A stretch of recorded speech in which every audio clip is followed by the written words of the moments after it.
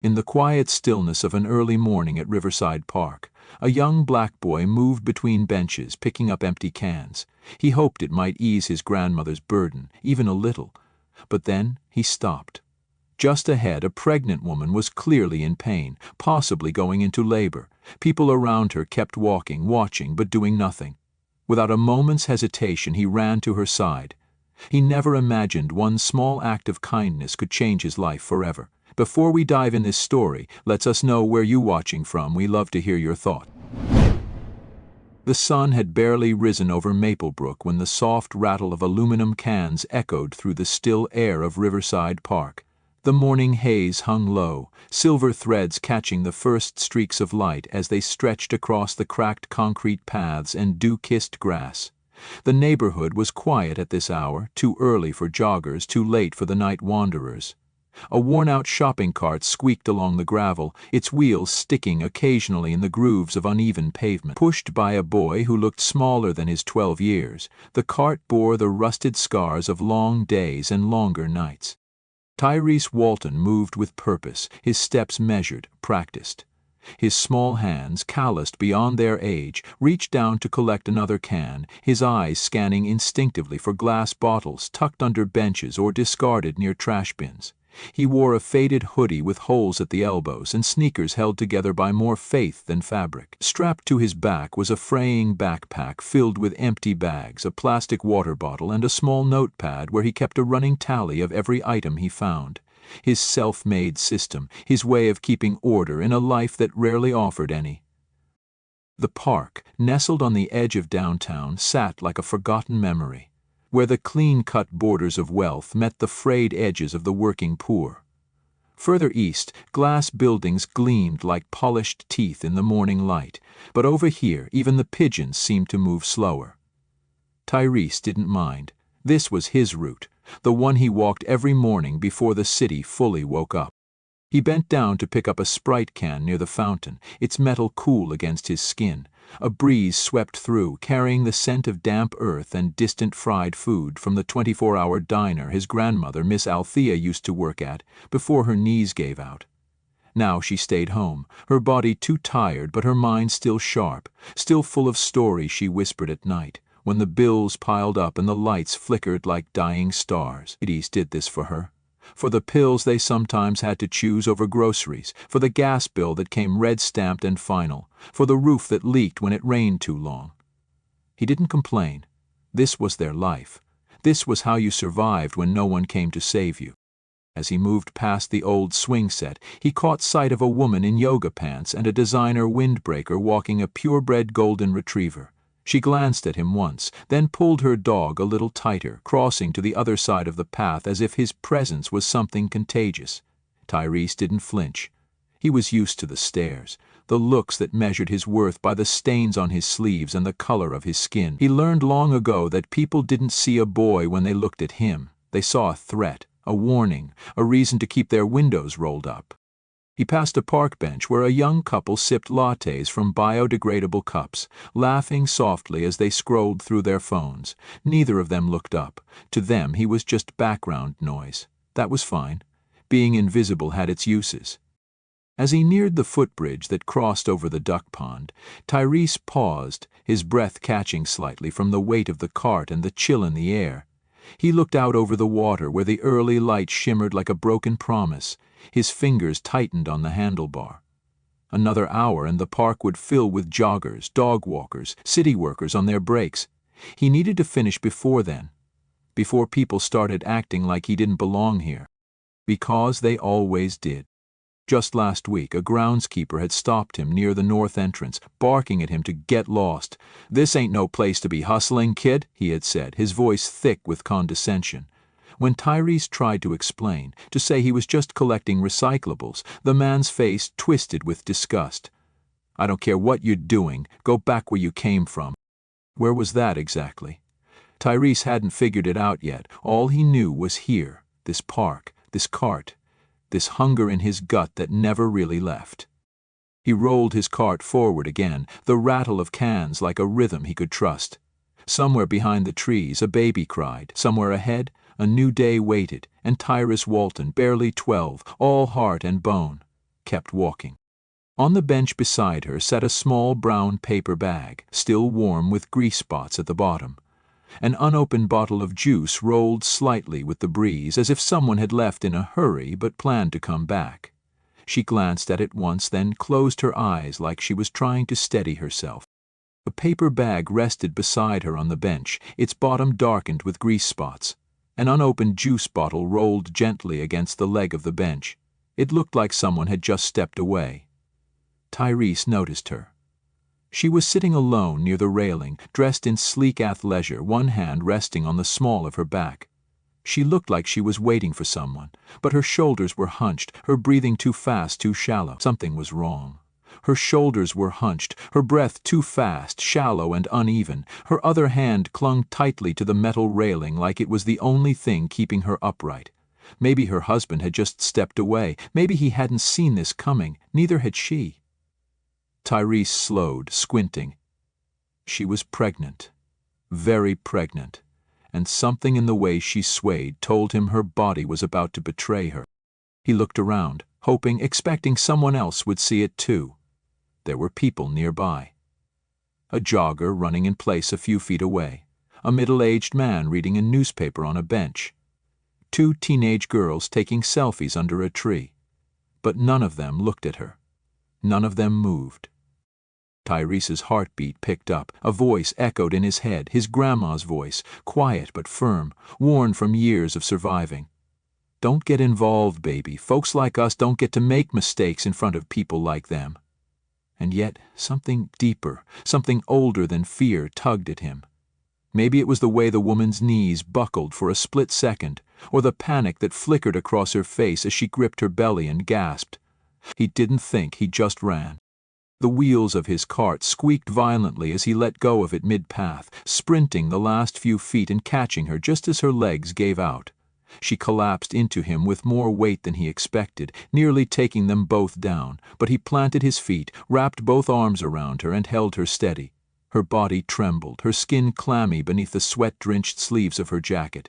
Tyrese could feel her heart hammering against her ribs, each beat jagged and off. "It's okay," he whispered, his voice breathless but sure. "I got you."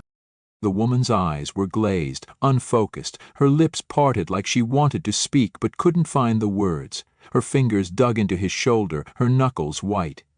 "You need to sit down," Tyrese said, guiding her toward the edge of the path.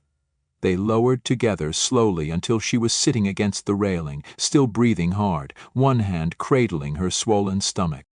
He looked around again, more desperate now. "Hey!" he called out to the jogger. "She needs help!"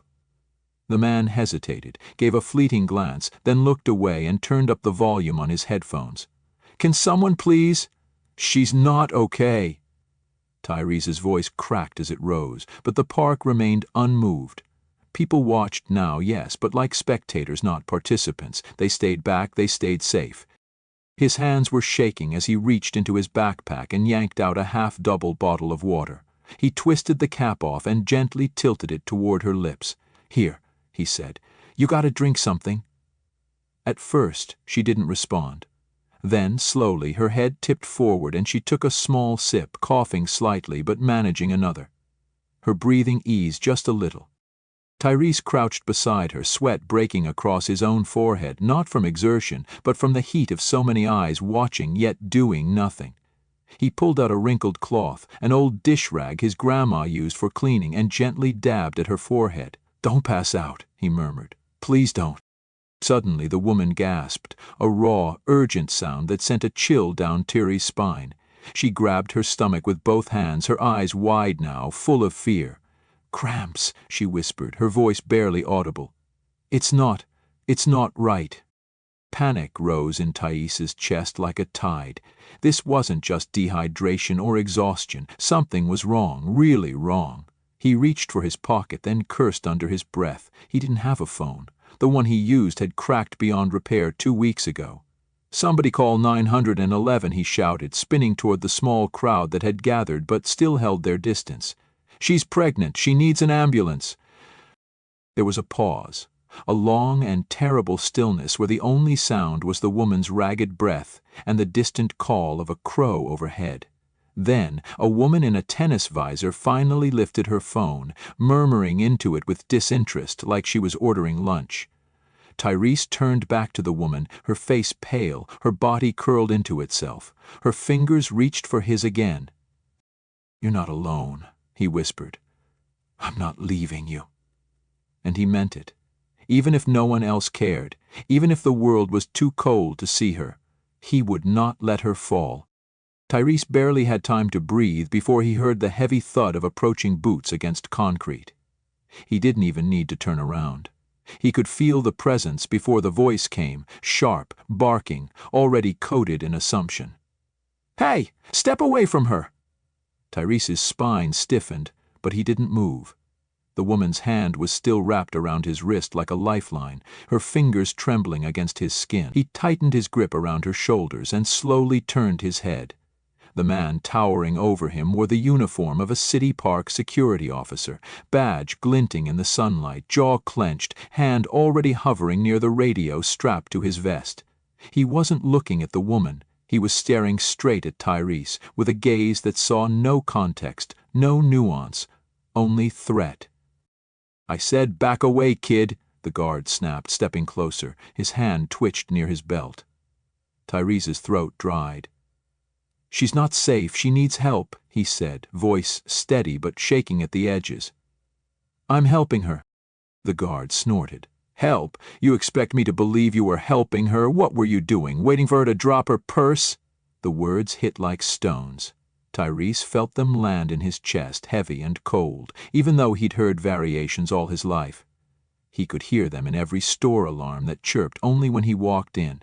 He could see them in every car door locked when he crossed the street. But this time it wasn't just him. The woman was in pain, her face contorted as another cramp rolled through her. She moaned, a sharp, desperate sound, but the guard didn't even glance her way.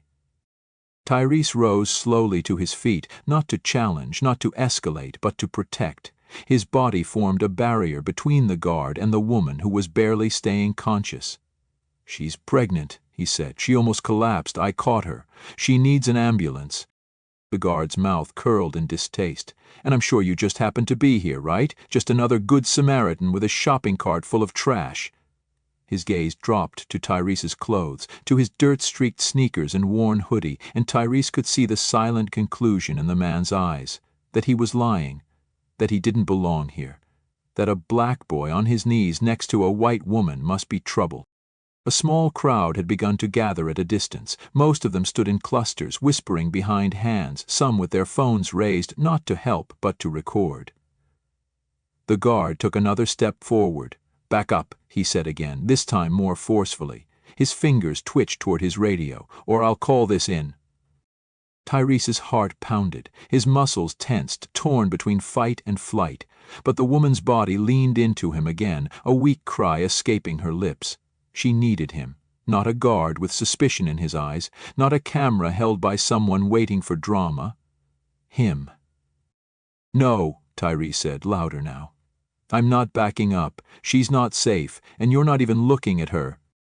The guard's eyes flared. "Watch your tone." "You watch her?" Tyrese shot back, anger rising like fire behind his ribs. "You've been yelling at me, but she's sitting right here, can't breathe, holding her stomach like something's tearing inside, and you haven't said a single word to her." His voice cracked at the edge, thick with frustration and disbelief. "Why? Because I don't look like someone who would help?" There was a pause, brief, but thick enough to cut with a knife. The guard stared at him, face unreadable, but his silence said more than words ever could. And then the woman stirred again, managing to lift her head slightly, her voice hoarse and small.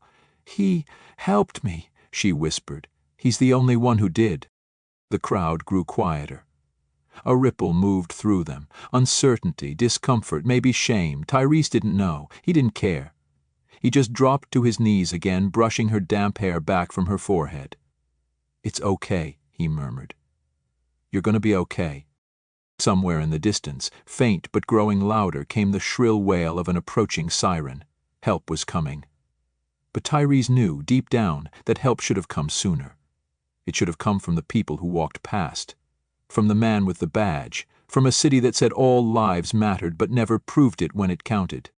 He sat there on the cold concrete, a 12-year-old boy with nothing but calloused hands and a stubborn will, holding on to a stranger in pain as the world looked on and judged him for doing the right thing.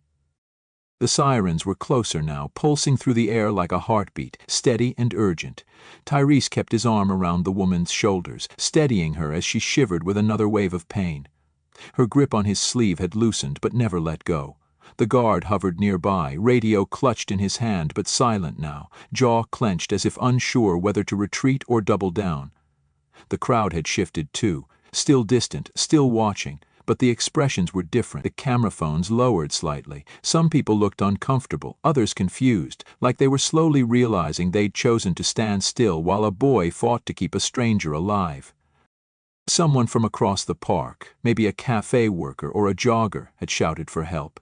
Or maybe Riley had seen the growing crowd and knew something was wrong. Then came the sound of fast-approaching tires. A black SUV turned sharply onto the curb. Riley must have driven himself back the second he saw the commotion from across the street. The back door flew open before the vehicle had fully stopped, and a man stepped out, tall, sharply dressed, every inch of him brimming with urgency and power. He looked around in panic, scanning the crowd until he saw her on the ground. His pace quickened, eyes wide with alarm. His eyes locked onto the woman on the ground. "Clara," he shouted, rushing forward and dropping to his knees beside her. She turned her head weakly, her lips parting in a gasp. "You came back," she whispered. I waited. I thought I'd be okay." "I didn't want to bother you," she added, her voice trembling. "It just hit all at once." Tyrese froze.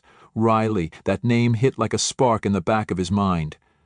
Riley Westwood, founder and CEO of Verdance Technologies, the man whose face was plastered on billboards all over downtown, the man who'd just been profiled on a magazine cover titled The Future of Green Wealth. And now, here he was, kneeling in the dirt beside his wife, brushing a trembling hand across her cheek, eyes wide with fear. "What happened?" Riley asked, voice low, controlled but barely. "Clara, baby, talk to me. What's wrong?" "She collapsed," Tyrese said before he could stop himself. "She could barely stand. I caught her before she hit the ground. She's been cramping. Something's wrong." His voice shook under the weight of what was unfolding, but he forced himself to speak clearly. "I gave her water. Tried to keep her awake." Riley's head turned slowly, as if the words needed time to reach him. When his eyes finally met Tyrese, something shifted, subtle but definite. He looked at the boy, really looked at him, not just the hoodie, the dirt on his hands, the rust-colored stains on his knees from the concrete. He saw the tremble in his fingers, the worry etched into his young face. He saw the boy who had knelt beside his wife while everyone else had done nothing. Not an adult, not a medic, just a boy in torn shoes who didn't wait for permission to care. Riley felt something shift inside him.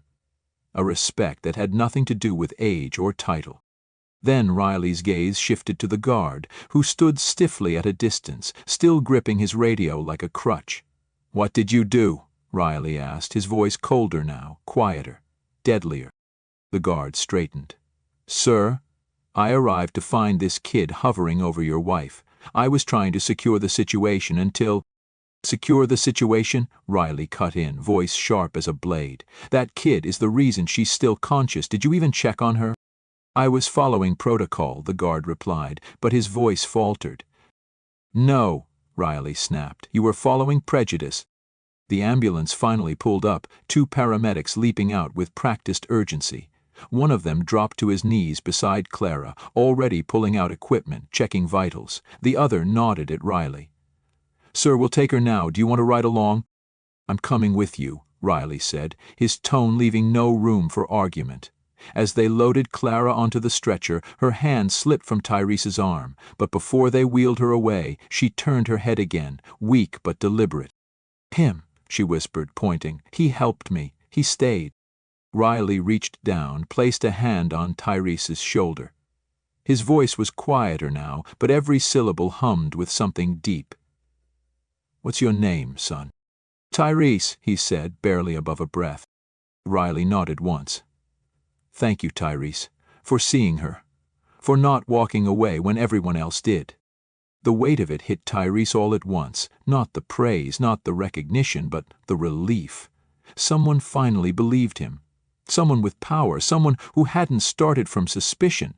The ambulance doors closed, the siren rose again, and they sped off, red and blue lights bouncing across the park trees. The crowd began to dissipate, the spell broken. The guard quietly stepped back, his authority cracked. And Tyrese stood there in the middle of it all, still gripping the bottle of water he had offered like it meant something. His heart was pounding, his knees aching, his mind spinning with everything that had just happened. But for the first time that morning, maybe for the first time in a long time, he didn't feel invisible. He didn't feel like a problem to solve or a shadow to avoid. He felt seen. By the time the ambulance disappeared down Maple Avenue, Tyrese was alone again. The crowd had scattered, absorbed back into their routines like nothing had happened. Like a woman hadn't nearly collapsed in broad daylight, like a child hadn't stood between life and indifference. The security guard was gone too, slipping off quietly the moment Riley's back had turned. All that remained was the soft squeak of Tyrese's abandoned cart and the breeze rustling the branches overhead. He stared down at his hands, dirt beneath the nails, sweat clinging to the creases, knuckles raw from gripping too tight. He didn't feel heroic, he felt exhausted. He was about to retrieve his cart when a voice called out from behind, "Hey, wait up!" It was a woman in jeans and a denim jacket holding a small camera rig and panting slightly as she jogged up to him. "You're the one who helped her, right? The woman who collapsed?" Tyrese blinked, unsure what to say. I guess." The woman smiled, a little breathless but sincere. "I'm with Channel 7. I was nearby getting some shots for a city piece. I saw what happened. The way you jumped in, how you held her, it was incredible." He stiffened. "I wasn't trying to be seen." "But you were," she replied gently, "by the people who needed to see it." Within hours, the footage was everywhere. A shaky video posted to social media showed Tyrese kneeling beside Clara Westwood, his arms supporting her as the crowd lingered at a distance. Another clip captured his voice, strong and furious, confronting the guard who hadn't even looked at the woman in pain. "You've been yelling at me, but she's sitting right here, and you haven't said a single word to her." That sentence played over and over, on phones, on TVs, across news broadcasts with captions like, "Boy saves billionaire's wife after park collapse," and 12-year-old hero confronts indifference. Some people called him brave. Others called him a symbol. A few called him a fluke, but all of them had something to say now. The headlines spread faster than Tyrese could make sense of, and for the first time in his life, the city of Maplebrook couldn't look away from him. He stayed home the next day. His grandma, Miss Althea, sat beside him on the worn couch, staring at the TV like she couldn't believe the boy next to her was the same one being praised by morning anchors. "They're calling you a hero, baby," she whispered, brushing his hair back with fingers that had wiped 1,000 tears in their time. Tyrese didn't reply. He didn't know how to feel about being called anything at all. All he had done was what felt right. What hurt was knowing how many others hadn't. Later that night, a knock came at the door. A man in a clean gray suit stood there, polite and serious. "Mr. Westwood sent me," he said. "He'd like to meet you again, personally. Tomorrow, if you're willing." Tyrese glanced at his grandmother, who watched the man with cautious eyes. Then he nodded once. "Okay." As the door closed behind the visitor, Tyrese sat down at the kitchen table, his chest tight with something he couldn't name. It wasn't fear, not really, but it wasn't excitement either. It was something in between, like standing at the edge of a place he'd never been allowed to enter and being told for the first time you can come in, not because someone felt sorry for him, not because they wanted to save him, but because he had earned it on his own terms, even when no one was watching. For Tyrese Walton, the world had changed, but so had he. The next morning, the air felt heavier than usual, like the sky was holding its breath. Tyrese sat stiffly in the back seat of a town car, his knees pressed together, hands fidgeting in his lap. Miss Althea sat beside him, her Sunday-best coat wrapped tight across her shoulders, a silent strength in the way she held her chin high despite the worn seams of her gloves. The driver said little, polite but distant, navigating the clean, tree-lined streets of Westbrook Heights, where the sidewalks gleamed and no one picked through trash cans for recyclables. As the car pulled into the private drive of the Verdance Technologies campus, Tyrese stared up at the glass and steel monolith towering above them, its mirrored surface catching the morning sun like it was built to reflect only power. This was a world carved from wealth, a place that had never made space for people like him. But today he had been invited in. They were greeted at the entrance by a tall man in a slate-gray suit. Mr. Keller, the same man who had knocked on their door the night before. "Mr. Westwood is expecting you," he said, guiding them through the vast marble lobby. Every step echoed. Tyrese kept his eyes forward, even as people glanced sideways at his scuffed sneakers and thrifted jeans. No one said anything out loud, but he could feel it, the dissonance of him in this space. He felt like a mistake walking on polished stone. They were led to the top floor, to a corner office with windows that stretched from floor to ceiling, revealing the city below like a miniature world. Riley Westwood stood by the window, phone in hand, his silhouette sharp against the skyline. He turned when they entered, setting the phone down, and for a moment he just looked at Tyrese, not with pity, not with obligation, but with something more focused, earnest. "Miss Althea," he said first, shaking her hand gently, "it's an honor." She nodded, her mouth tight with caution. Then he turned to Tyrese. "You came." Tyrese didn't know how to answer, so he nodded once, his shoulders squared as if bracing for something heavy. Riley gestured toward a pair of soft leather chairs. "Sit, please." Once they did, he leaned forward, folding his hands together. "I won't take much of your time. You didn't ask for any of this, Tyrese. You didn't do what you did for a reward. That's exactly why I believe you deserve one." Tyrese stiffened. "I didn't come here for anything. I saw she needed help." Riley's expression didn't change. "Exactly. While others stood still, you moved. That means something to me. It means something to Clara. She's recovering well, by the way. She wanted me to tell you that herself." Tyrese looked down, the knot in his chest tightening. "So," Riley continued, reaching into a drawer, "I want to offer you something. Not charity, not a favor, a chance." He slid a folder across the table. "Verdance sponsors a scholarship program for underrepresented youth in STEM. We work with a select group of students each year, hands-on education, mentorship, full academic support, and access to the best resources in the state. We're offering you a spot, starting this fall." Tyrese blinked, staring at the folder like it might vanish if he touched it. "Me?" he asked. "Why?" "Because you're sharp. You think fast under pressure. You care when others don't. That's leadership, Tyrese. That's brilliance. You've already proven more at 12 than some people do in a lifetime." Beside him, Miss Althea's hand reached for his. It was trembling. "And for you, ma'am," Riley added, turning to her. "Verdance is opening a new community outreach center. We need a trusted voice, someone with roots in the community, someone who understands resilience. We'd like to offer you a position, coordinator, part-time or full, salary, benefits, no strings." Her breath caught, her mouth opening in stunned silence. Tyrese couldn't speak. The folder still sat untouched. It all felt too big, too sudden, like standing at the edge of a wave about to swallow him whole. "What's the catch?" he asked, his voice small but steady. Riley smiled, not smug, not amused, but genuine. "You work hard, you show up, you keep being who you already are. That's the only catch." Tyrese looked at Ms. Althea. Her eyes were glassy now, but her nod was sure. He reached for the folder. The cover felt warm beneath his fingertips, not because of the sun pouring through the windows, but because it felt like possibility. Real and terrifying. He took a breath. "Okay," he said.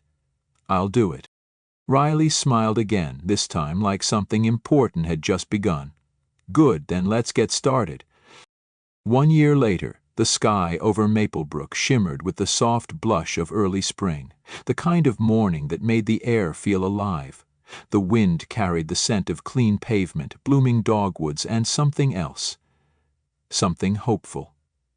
Inside the newly opened Verdance Community Innovation Center, the lights were warm, the walls lined with photographs of local families, student inventions, and community-led projects. At the center of the main hall stood a small stage, modest in design but grand in feeling, as dozens of people filled the room, murmuring with pride, curiosity, and anticipation. Tyrese Walton stood just off to the side, smoothing the front of the button-up shirt he had borrowed from the donation closet weeks ago but now called his own. His shoes pinched a little, still new, still stiff, but he didn't mind.